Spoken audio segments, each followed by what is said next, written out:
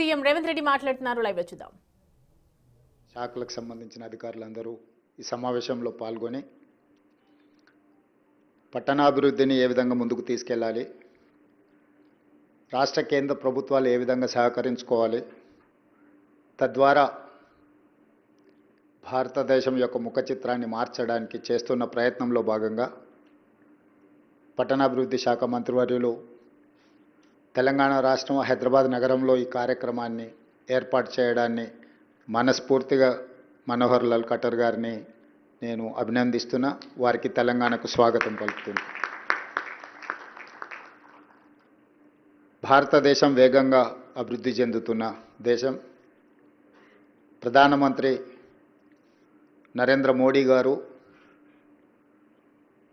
వికసిత్ భారత్ 2047 100 సంవత్సరాలు స్వతంత్ర ఉత్సవాలను జరుపుకునే సందర్భంగా $30 ట్రిలియన్ ఎకానమీగా ఈ దేశాన్ని ప్రపంచంలోనే ఒక గొప్ప దేశంగా, ఆర్థిక అభివృద్ధి చెందిన దేశంగా నడిపించాలనే ఆలోచనతో, అందులో ప్రధానంగా పట్టణ ప్రాంతాలు, ఈ దేశ జనాభా పట్టణీకరణ చెందుతున్నది. పట్టణాల యొక్క ప్రణాళికలు, పట్టణాల యొక్క మౌలిక వసతులను పెంచడానికి కేంద్ర ప్రభుత్వం ప్రత్యేకమైన దృష్టి పెట్టడం, పట్టణాలలో ముఖ్యంగా మెట్రోపాలిటన్ సిటీస్ మీద ఇంకా ప్రత్యేకమైన దృష్టి పెట్టడం, అందులో భాగంగా హైదరాబాదు నగర విస్తరణకు కేంద్ర ప్రభుత్వం సహకరించడాన్ని తెలంగాణ రాష్ట్ర ప్రభుత్వం స్వాగతిస్తున్నది.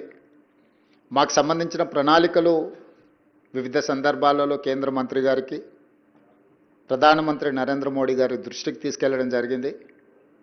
మేము ప్రతిపాదించిన ప్రాజెక్టులను చాలా వరకు కేంద్ర ప్రభుత్వం పరిగణలోకి తీసుకొని పరిశీలిస్తున్నది. అవన్నీ కూడా వేగంగా అనుమతులు ఇవ్వడం ద్వారా ఈ నగర అభివృద్ధికి సహకరించాల్సిందిగా కేంద్ర మంత్రి గారికి విజ్ఞప్తి చేస్తున్నా. అదేవిధంగా తెలంగాణ రాష్ట్రం కూడా తెలంగాణ రైజింగ్ 2047 ఒక బృహత్ ప్రణాళికను తీసుకొని ఈ దేశంలో ఉండే అన్ని రాష్ట్రాలకు తెలంగాణ రాష్ట్రం ఆదర్శంగా ఉండాలని, ఈ దేశంలోనే అభివృద్ధిలో మొదటి రాష్ట్రంగా తెలంగాణ రాలించాలి అని మేము ప్రణాళికలు రచించుకొని ముందుకు వెళ్తున్నాం.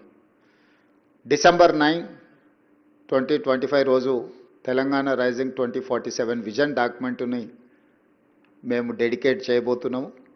అందులో తెలంగాణ రాష్ట్ర ప్రభుత్వం యొక్క ఆలోచనలని, అదేవిధంగా 2034కి $1 ట్రిలియన్ ఎకానమీగా, 2047కి $3 ట్రిలియన్ ఎకానమీగా తెలంగాణ రాష్ట్రాన్ని అభివృద్ధి చేయాలని మేము ఒక లక్ష్యాన్ని పెట్టుకొని ముందుకు వెళ్తున్నాం. నరేంద్ర మోడీ గారు 2047కి $30 ట్రిలియన్ ఎకానమీ టార్గెట్ పెట్టుకొని ఏ విధంగా పనిచేస్తున్నారో అందులో 10% మేము కంట్రిబ్యూట్ చేయాలని అనుకుంటున్నాం. ఈరోజు దేశంలో 2.5% జనాభా ఉన్న తెలంగాణ రాష్ట్రం 5% ఎకానమీని కాంట్రిబ్యూట్ చేస్తుంది. కానీ 2047కి 10% ఆఫ్ నేషనల్ ఎకానమీలో తెలంగాణ రాష్ట్రము భాగస్వామ్యం చేయాలని, అందుకోసం తెలంగాణ రాష్ట్ర ప్రభుత్వం గుర్తించిన కీలకమైన అంశాలు, ప్రధానంగా మనోహర్ లాల్ ఖట్టర్ గారు అనుమతులు ఇస్తే వేగంగా అభివృద్ధి చెందడానికి అవకాశం ఉంది. అందులో మెట్రో రైల్ విస్తరణ కావచ్చు, మూసీ రివర్ డెవలప్మెంట్ ప్రాజెక్ట్ కావచ్చు, రీజనల్ రింగ్ రోడ్ కావచ్చు, రేడియల్ రోడ్స్ కావచ్చు, హైదరాబాదు నగరానికి తాగునీటి సమస్యను తీర్చడానికి కృష్ణా గోదావరి జలాల తరలింపు కావచ్చు, హైదరాబాదును పట్టి పీడిస్తున్న కాలుష్యాన్ని తొలగించి ట్రాఫిక్ సమస్యను తగ్గించడానికి, హైదరాబాదు నగరంలో 3000 ఆర్టీసీ బస్సులు ఉన్నాయి, అవి డీజిల్తో నడుస్తున్నాయి, వాటన్నిటిని కూడా నగరం బయటకు తరలించి రాబోయే 1 ఇయర్లో 3000 ఎలక్ట్రిక్ బస్సెస్ హైదరాబాదు నగరంలో ఈరోజు నడవడానికి మేము ప్రణాళికలు సిద్ధం చేసుకుంటున్నాం. అదేవిధంగా సివరేజ్ ట్రీట్మెంట్ ప్లాంట్స్, మూసీ నది ప్రక్షాళన, వీటన్నిటిని కూడా ఒక ప్రణాళికబద్ధంగా అభివృద్ధి చేయాలని, అదేవిధంగా వేగంగా పెట్టుబడులు. Now Hyderabad is centre for global capability centers, data centers, IT, pharma and medical and health. These are hubs for industries వీటన్నిటి కోసం ఇప్పటి వరకు ఫైనాన్షియల్ డిస్ట్రిక్ట్ నాలెడ్జ్ హబ్ ఇట్లాంటి వాటిని అభివృద్ధి చేసినాం. ఇప్పుడు మేము ఒక సిటీనే కట్టాలనుకుంటున్నాం, Bharat future city. It is going to come around 30,000 acres. We wanted to compete with New York, Tokyo, Japan or Singapore or Dubai. We don't want to compete with my neighboring states. They are my friends, they are my well-wishers. So, world is one unit. I wanted to compete with Singapore or Dubai. So for that, I need Government of India support. From Telangana, कटर जी, जो नरेंद्र मोदी जी जो कहा है विकसित Bharat 2047, $30 trillion economy के लिए जो सोच रहा है, तेलंगाना की तरफ से, तेलंगाना राज्य की तरफ से हम लोग एक विजन डॉक्यूमेंट बनाए कि तेलंगाना राइजिंग 2047. हम लोग ये टारगेट बनाए कि 2034 में $1 ट्रिलियन इकोनॉमी, 2047 के तक $3 ट्रिलियन इकोनॉमी. अभी हमारा पॉपुलेशन है 2.5%. We are contributing 5% economy in the country. Our target is up to 2047, we wanted to contribute 10% economy of this country. Modi ji जो सोच रहा है $30 ट्रिलियन इकोनॉमी के लिए, 100 साल जब हमारा आज़ादी होकर हम जो खुशियां मना रहे, तब तक तेलंगाना भी इस देश तरक्की में हम लोग हिस्सा लेना चाहता है. और हिंदुस्तान में 140 करोड़ जनता है. इस जनता के लिए खाली 5 मेट्रोपॉलिटन सिटीज है, 29 स्टेट्स है, मगर हर राज्य उसका मेट्रोपॉलिटन सिटी नहीं है. Delhi, Mumbai, Chennai, Bangalore, Hyderabad, these 5 metropolitan cities are contributing like anything in Indian economy. और जीडीपी ये 5 शहरों से आ रहा है. कि इसीलिए मैं ये रिक्वेस्ट करना चाहता हूं, आप जो अर्बन डेवलपमेंट में जो प्लानिंग बना रहा है, ये मेट्रोपॉलिटन सिटीज के लिए एक अलग पॉलिसी बना दो. क्योंकि इस देश अगर आगे तरक्की करना है तो urbanisation is the only one solution. Where India has to grow, India has to compete with other US, Japan और China. We have to change our plans. Yes, agrarian economy, agriculture economy is one factor, but urbanization is important factor in this country.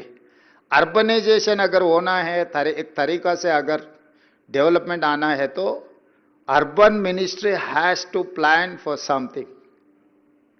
Particular metropolitan cities, metropolitan cities अगर हम develop करते गए, trunk infrastructure हम लोग अगर बनाए तो investment attract कर सकते हैं. पूरा दुनिया कोविड के बाद चाइना +1 कंट्री के लिए इन्वेस्टमेंट्स के लिए ढूंढ रहा है.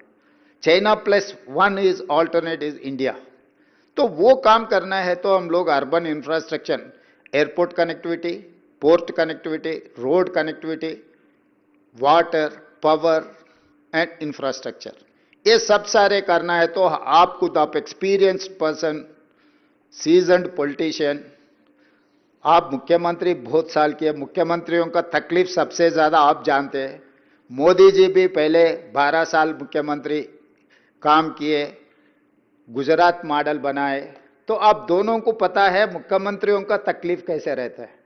और केंद्र सरकार ने अगर साथ नहीं दिए तो हम तरक्की करना इतना आसान नहीं है. जहां पर स्कोप है वहां पर आप एंकरेजमेंट भी करना है. और योर सीनियर, हमारे जैसा नौजवान को आप मदद दिए तो हम बड़ा भाई समझ के मोदी जी को हम सीधा सीधा कह दिए, इस देश का प्रधानमंत्री हर मुख्यमंत्री के लिए बड़ा भाई है. तो बड़ा भाई बड़ापन दिखा के हमको मदद दिए तो हम तरक्की कर सकते. 10% इकोनॉमी हम लोग कंट्रीब्यूट करना चाहता है. तो उसके लिए मेरा मेट्रो रेल आप मंजूर करना है, मेरा मूसी रिवर डेवलपमेंट फ्रंट के लिए आप मदद देना है, मेरा रीजनल रिंग रोड के लिए, मेरा रेडियल रोड्स के लिए, ये हैदराबाद ड्रिंकिंग वाटर के लिए. Pollution is one of the biggest factor. Delhi में सब कुछ है मगर पोल्यूशन के साथ सब कुछ बंद पड़ रहा है. स्कूल से लेकर सरकार दफ्तर तक, पार्लियामेंट तक हम पोल्यूशन की वजह से हम दिल्ली बंद करके चलाना पड़ रहा है. इस देश का राजधानी पोल्यूशन में ऐसा तकलीफ अगर उठा रहे हैं तो हम लोग दूसरे शहरों को वो उससे कुछ लर्निंग, कुछ हम लोग सोच कर आगे, क्योंकि हैदराबाद कनेक्टिविटी है, वेदर कंडीशंस है, मिक्स्ड कल्चर है, सब कुछ है हैदराबाद में। तो ये हैदराबाद अंबेडकर खुद ने सेकंड कैपिटल के लिए प्रपोज किया था। मैं ये नहीं कह सकता हूं सेकंड कैपिटल बना दो, मगर इंफ्रास्ट्रक्चर तो वो लेवल पे देना ही पड़ेगा।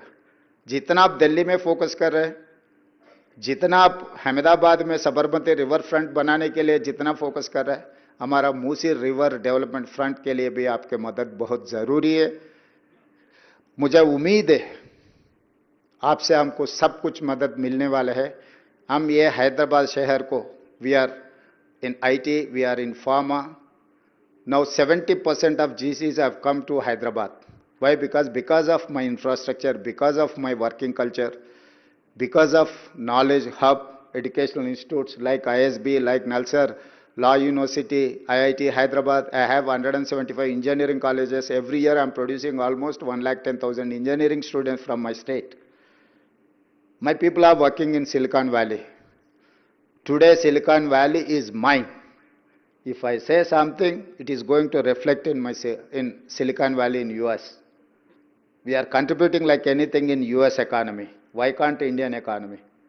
हम आपके साथ काम करने के लिए तैयार है। जब चुनाव आएंगे हम चुनाव लड़ेंगे, जब राजनीति करना है चुनाव के समय पर हम राजनीति करेंगे। उसके आगे हम राजनीति में पॉलिटिकल स्टेटमेंट्स ऐसा कुछ हमारे तेलंगाना राज्य के तरफ से मैं वादा करना चाहता हूं, हमको कोई लेना देना नहीं है राजनीति से। अभी डेवलपमेंट करना एक ही है। मैं फाइनली एक बात बोलना चाहता हूं, 1994 to 2004 2 consecutive terms mister Chandrababu Naidu was chief minister. 2004 to 2014 doctor YS Rajashekhar Reddy के नेतृत्व में कांग्रेस सरकार चलाए। 14 to 24 almost 10 years Chandrashekar Rao ji ने मुख्यमंत्री बने। ये 30 साल में सरकार बदलते गए, नेता बदलते गए, मगर हमारा पॉलिसी कभी बदला नहीं। हम इंप्रूव किया हमारे पॉलिसीज को। कभी भी तेलंगाना में पॉलिसी पैरालिसिस कब नहीं था। Yes, I have many differences with previous government and leader, but I don't have any difference in policies. अच्छे जो पॉलिसी है हम आगे लेकर जाएंगे। अगर कुछ पॉलिसीज में गैप है तो पॉलिसी हम इम्प्रोवाइज कर लेंगे। केंद्र सरकार से भी हम मदद लेके काम करना चाहता है। हमारे पॉलिसीज में अगर आप कुछ सुझाव दिए आपके एक्सपीरियंस से, हम लोग एज इट इज अमेंड कर लेंगे। आपके सुझाव, आपके नेतृत्व में हैदराबाद शहर को, ये मेट्रोपॉलिटन सिटीज को, हम अगल बगल के राज्य में कैपिटल सिटी से कंपटीशन नहीं है। मैं सिंगापुर, दुबई से कॉम्पीट करना चाहता हूँ, टोक्यो से कॉम्पीट करना चाहता हूँ। उसके लिए आपके मदद बहुत ज़रूरी है, आपके एक्सपीरियंस भी ज़रूरी है, not only money. I wanted to take your experience, how to develop, how to go forward. With your experience, your able leadership, we are there to work together. आपके मदद बहुत ज़रूरी है तेलंगाना के लिए। मैं उम्मीद करता हूँ मोदी जी और खट्टर जी दोनों हैदराबाद के लिए स्पेशल अटेंशन देने वाले हैं, देंगे। धन्यवाद। Thank you.